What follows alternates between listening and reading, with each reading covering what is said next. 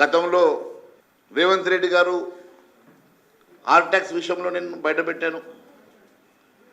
RR tax విషయంలో ఆధారాలతో సహా బయటపెట్టి ఆర్ఆర్ ట్యాక్స్లో జీవోలు కూడా ఏ రకంగా గంట గంటకు మారుస్తున్నాడో, హెట్రో ట్యాక్స్ విషయంలోనైతేనేమి ఇతర అలాంటి జీవోల విషయంలో ఏ రకంగా మార్చి ఇస్తున్నాడో నేను మీ దృష్టికి తీసుకొచ్చాను. కానీ ఈరోజు రేవంత్ రెడ్డి గారి మీద డీప్గా ఆలోచన చేస్తూ ఉంటే, రీసెర్చ్ చేస్తూ ఉంటే చాలా అంశాలు బయటకు వస్తున్నాయి. రేవంత్ రెడ్డి కేవలం అబద్ధాల పునాదుల మీద నేను ఏ రకంగా ముఖ్యమంత్రి కావాలనే ఆలోచనతోటి ముఖ్యమంత్రి గద్దె మీద కన్నేసి ఈ రాష్ట్ర ప్రజానీకాన్ని మోసం చేసి మాయ చేసి గద్దెనెక్కిండో, గద్దెనెక్కిన 24 గంటల నుంచే తన దోపిడీ మొదలుపెట్టిండు. ఆయనకు తెలియదా గతంలో పిసిసి అధ్యక్షుడిగా ఉన్నప్పుడు ఈ రాష్ట్రం దివాలా తీసిందని ఎన్నోసార్లు చెప్పినటువంటి ముఖ్యమంత్రి గద్దెనెక్కినాక లంక బిందెలు ఉన్నాయనుకున్న ఖాళీ బిందెలు ఉన్నాయని మళ్ళా ప్రజల్ని మభ్య పెడతా ఉన్నాడు కదా. మరి ఈరోజు కడుపు కట్టుకుంటే, ఏడాది కడుపు కట్టుకుంటే 40,000 కోట్లు వస్తాయట. అయ్యా, ఏడాది కడుపు కట్టుకుంటే 40,000 కోట్లు ఎడమ చేతితో కడతా అంటున్నావు కదా.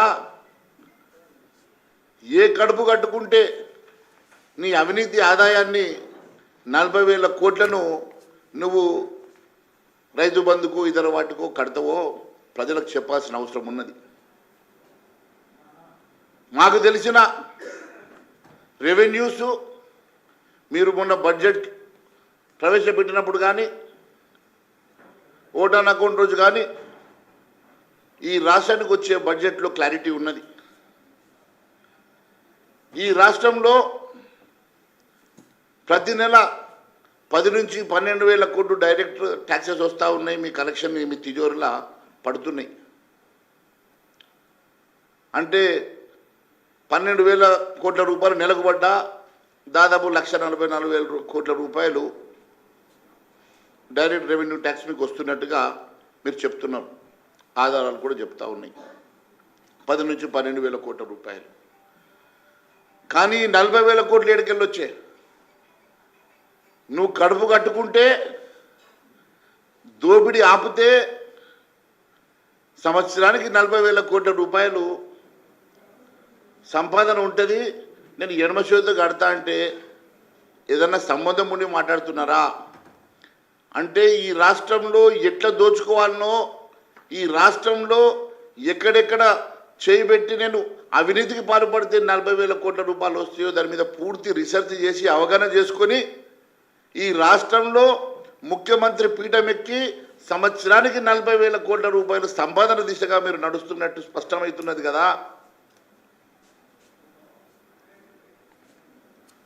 మరి కడుపు కట్టుకుంటే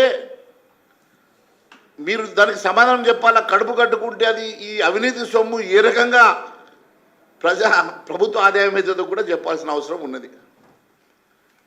మీరు అవినీతి సొమ్ము 40,000 కోట్లు ఏ రకంగా ప్రభుత్వ ఆదాయంగా చేస్తారు? మరి 40,000 కోట్లు ఏ రకంగా అవినీతి పరంగా మీకు వస్తాయి? కడుపు ఎట్లా కట్టుకుంటే 40,000 కోట్లు మీరు సంపాదిస్తారో ప్రజలకు సమాధానం చెప్పాల్సిన అవసరం ఉండదని తెలియజేస్తా ఉన్నాను.